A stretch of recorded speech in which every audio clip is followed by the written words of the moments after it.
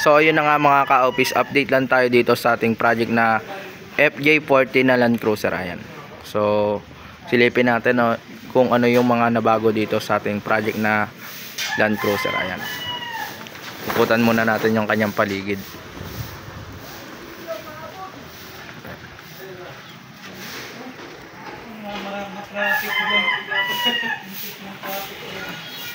So ayun, nakita nyo na yung kanyang paligid.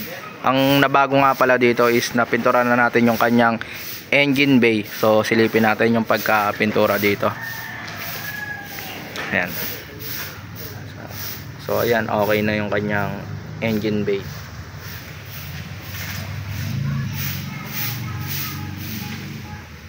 Yung kanyang makina nga pala is Toyota B. Ayan. So ang kulang na lang dito is yan, yung kanyang windshield at yung kanyang upuan at yung kanyang upholstery. So malapit-lapit na to, matatapos na tong ating project na Land Cruiser. So abang-abang lang kayo pag may bagong update dito, i-update ko kayo.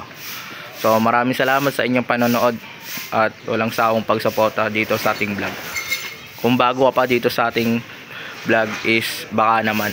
So paki-subscribe na lang po mga ka-office. Maraming salamat.